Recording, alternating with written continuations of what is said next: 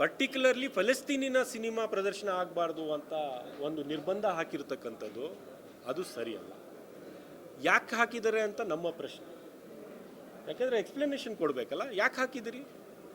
200 cinema 60-70 ದೇಶದ cinema ಪ್ರದರ್ಶನ ಆದಾಗ ಫಲಸ್ತೀನವರು ಯಾಕೆ ನಮ್ಮ ಬೆಂಗಳೂರಿನ ಅಂತಾರಾಷ್ಟ್ರೀಯ ಫಿಲ್ಮೋತ್ಸವದಲ್ಲಿ ಪ್ರದರ್ಶನ ಮಾಡಬಾರ್ದು? ನನಗೆ ಅನಿಸೋದು ಏನಂದರೆ, ಆ ದೇಶದ ಸಿನಿಮಾ ಇಲ್ಲಿ ಪ್ರದರ್ಶನ ಆದರೆ ಆ ಫಲಸ್ತೀನಿನ ಜನರ ನೋವು ಏನಿದೆಯಲ್ಲ, ಅದು ಒಂದು ವೇಳೆ ನಮ್ಮ ದೇಶದ ಜನ ವೀಕ್ಷಿಸಿದರೆ, ಯಾಕಂದರೆ ಅಲ್ಲಿ 50,000 ಜನರನ್ನು ಇಸ್ರಾಯೇಲ್ ಕೊಂದಿದೆ, ಅದರಲ್ಲಿ 18,000 ಮಕ್ಕಳನ್ನು ಕೊಂದಿದೆ. ಯಾವ ಮಗುಗೂ ಯಾವ ಜಾತಿ ಧರ್ಮ ಇಲ್ಲ, ಎಲ್ಲ ಬೆಳೆದ ಮೇಲೇ ಜಾತಿ ಧರ್ಮ, ಹುಟ್ಟುವಾಗ ಯಾವ ಜಾತಿ ಧರ್ಮ ಅಲ್ಲ. 18,000 ಮಕ್ಕಳನ್ನು ಗುರಿಯಾಗಿಸಿ ಇಸ್ರಾಯೇಲ್ ಕೊಂದಿರ್ತಕ್ಕಂಥದ್ದು ನಾವು ನೋಡಿದ್ದೇವೆ. ಒಂದು ವೇಳೆ ಆ ದೇಶದ ನೋವು ನಮ್ಮ ಜನ ವೀಕ್ಷಿಸಿದರೆ ನಮ್ಮ ಸರ್ಕಾರಕ್ಕೆ ಕೇಳ್ತಾರೆ ಅವರು, ಯಾಕೆ ಸ್ವಾಮಿ ಈ 18,000 ಮುಗ್ಧ ಮಕ್ಕಳ ಪರವಾಗಿ ನೀವು ಧ್ವನಿ ಎತ್ತಲಿಲ್ಲ, ಇಸ್ರಾಯೇಲ್ ವಿರುದ್ಧವಾಗಿ ನೀವು ಒಂದೇ ಒಂದು ಖಂಡನೀಯ ಮಾತನ್ನು ಆಡಿಲ್ಲ ಅಂತ ನಮ್ಮ ದೇಶದ ಸರ್ಕಾರಕ್ಕೆ, ನಮ್ಮ ಸರ್ಕಾರಕ್ಕೆ, ಕೇಂದ್ರ ಸರ್ಕಾರಕ್ಕೆ ಕೇಳ್ತವೆ ಅಂತ ಭಯದಿಂದ ಅವರು ಈ ಸಿನಿಮಾ ಇಲ್ಲಿ ವೀಕ್ಷಿಸಬಾರ್ದು ಅಂತ ನಿರ್ಬಂಧಗಳನ್ನು ಹಾಕಿದ್ದಾರೆ ಅಂತ ನನಗೆ ಅನಿಸ್ತಾ ಇದೆ. ನಾವು ಅದು ಈಗ ನೋಡಬೇಕು, ಯಾಕಂದರೆ ಕೇಂದ್ರ ಸರ್ಕಾರ ಇದು ಕಂಟ್ರೋಲ್ ಮಾಡಿರ್ತಕ್ಕಂಥ ಒಂದು ಅಧಿಕಾರ ಅವ್ರಿಗಿರ್ತಕ್ಕಂಥದ್ದು.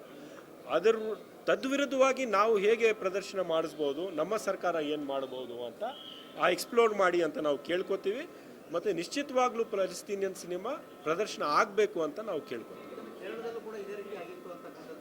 ಕೇರಳದಲ್ಲೂ ಕೂಡ ಅವರು ಇದೇ ರೀತಿ ಫಲಸ್ತೀನಿಯನ್ ಸಿನಿಮಾ ನಿರ್ಬಂಧ ಹಾಕಿದ್ದಾರೆ. ಕೇರಳ ಫಿಲ್ಮ್ ಫೆಸ್ಟಿವಲಲ್ಲಿ ಅಲ್ಲೂ ಕೂಡ ಎಲ್ಲ ಸಿನಿಮಾ ವೀಕ್ಷಣೆ ಮಾಡಿಸೋಕ್ಕಾಗಿಲ್ಲ, ಒಂದೇ ಒಂದು ಸಿನಿಮಾ ಏನೋ ಅವರು ಪ್ರದರ್ಶನ ಮಾಡಿದ್ದಾರೆ ಅಂತ ಗೊತ್ತಾಗಿದೆ. ಅದೇ ಮಾದರಿಯಲ್ಲಿ ನಾವು ಕೂಡ ನಮ್ಮ ಸರ್ಕಾರ ಮಾಡಬೇಕು ಅಂತ ನಾವು ನಮ್ಮ ಸರ್ಕಾರಕ್ಕೆ ಆಗ್ರಹಿಸ್ತೀವಿ, ನಿಶ್ಚಿತವಾಗ್ಲೂ ಆಗ್ರಹಿಸ್ತೀವಿ. ಹೌದು, ಏನಾದರೂ ಒಂದು ಮಾಡಬೇಕು, ಇದು ತಡಿಬಾರ್ದು ಅಂತ ನಾನು ಭಾಳ ಯಾಕಂದರೆ ಆ ಫಲಸ್ತೀನಿನ ಜನ ಮೊದಲೇ ನೋವಲ್ಲಿದ್ದಾರೆ. ಅದರಲ್ಲಿ ಒಂದು ಸಿನಿಮಾ ಮಾಡಿದ್ರು ಅದು ಪ್ರದರ್ಶನ ಮಾಡೋದಕ್ಕೆ ಬಿಡೋದಿಲ್ಲ ಅಂದರೆ ನಮಗೆ ಫಲಸ್ತೀನಿನ ಜನರಿಗೆ ಏನಾದರೂ ವೈರತ್ವ ಇದೆಯಾ? ನೋಡಿ, ನಮ್ಮ ದೇಶದ ಇತಿಹಾಸ ಏನಿತ್ತು ಅಂದರೆ, ಹಿಂದೆ ಇವತ್ತಿರ್ತಕ್ಕಂಥ ಆರ್ಥಿಕ ಬಲಿಷ್ಠ ಶಕ್ತಿ ನಮಗಿರಲಿಲ್ಲ. ಆ ಕಾಲದಲ್ಲಿ ನ್ಯೂಕ್ಲಿಯರ್ ಪವರ್ ನಾವು ಇರಲಿಲ್ಲ. ಇವತ್ತಿರ್ತಕ್ಕಂಥ ಸೈನ್ಯದ ಬಲ ಇದೆಯಲ್ಲ, ಬಲಿಷ್ಠ ಸೈನ್ಯದ ಬಲ ಭಾರತ ದೇಶ ಆವಾಗಿರಲಿಲ್ಲ. ಅಂದೂ ಕೂಡ ಭಾರತ ದೇಶದ ಗೌರವ ಅಷ್ಟೇ ಇತ್ತು. ಇಡೀ ಪ್ರಪಂಚದ ಜನ ಭಾರತ ದೇಶಕ್ಕೆ ಮನುಷ್ಯತ್ವದ ಮೌಲ್ಯದ ಮೇಲೆ ನಡೀತಾ ಇರ್ತಕ್ಕಂಥ ದೇಶ ಅಂತ ಗೌರವಿಸ್ತಾ ಇದ್ರು. ಮಹಾತ್ಮ ಗಾಂಧಿ ಈ ದೇಶದ ರಾಯಭಾರಿ ಅಂತ ಗೌರವಿಸ್ತಾ ಇದ್ರು.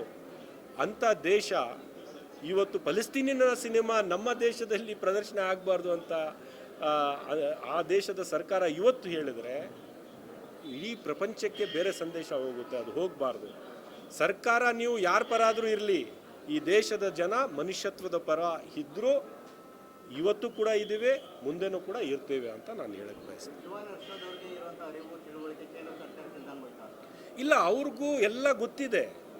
ಆದರೆ ಈ ಫಲಸ್ತೀನಿನ ವಿರುದ್ಧ ಇಸ್ರಾಯೇಲಿನ ದಾಳಿಯಲ್ಲಿ ಅವ್ರು ಮೌನವಾಗಿದ್ದರು. ಕೇಂದ್ರ ಸರ್ಕಾರ ಇಸ್ರಾಯೇಲ್ ಪರ, ಅಮೇರಿಕಾ ಪರ ಒಂದು ರೀತಿ ಶರಣರಾಗಿದ್ರೋ ಏನೋ ಗೊತ್ತಿಲ್ಲ ನನಗೆ.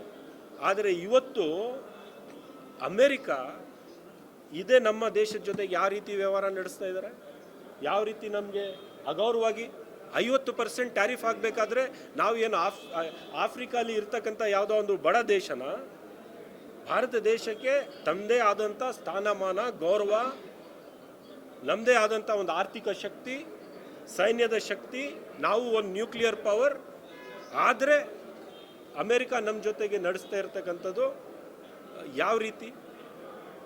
ಅದಕ್ಕೆ ಖಂಡಿಸಿದ್ದು ನಮ್ಮ ದೇಶದ ಸರ್ಕಾರ, ನಮ್ಮ ಕೇಂದ್ರ ಸರ್ಕಾರ ಖಂಡಿಸಿಲ್ಲ ಅಂದರೆ ಏನು ಅದಕ್ಕೆ ಸಂದೇಶ ಹೋಗುತ್ತೆ? ಸೊ ನೀವು ಅವ್ರ ಪರ ನಿಂತಿದ್ರು ಸಹ ಅವರು ನಿಮ್ಮ ಜೊತೆಗೆ ಈ ರೀತಿಯ ವ್ಯವಹಾರ ನಡೆಸ್ತಾ ಇದ್ದಾರೆ. ಆದರೆ ಯಾರೇ ಎಷ್ಟೇ ಬಲಿಷ್ಠವಾಗಿರಲಿ, ನಾವು ಮನುಷ್ಯತ್ವದ ಪರವಾಗಿ ನಿಂತ್ಕೊಳ್ಳುವಾಗ ನಮಗೆ ಒಂದು ನೈತಿಕ ಬಲ ಇರುತ್ತೆ. ಅದು ನಾವು ಹಿಂದೆನೂ ಕಳ್ಕೊಂಡಿರಲಿಲ್ಲ, ಇವತ್ತಿನ ಸರ್ಕಾರಕ್ಕೆ ನಾವು ಆಗ್ರಹಿಸ್ತೀವಿ, ಆ ನೈತಿಕ ಬಲವನ್ನು ನಾವು ಬಿಡಕೂಡ್ದು.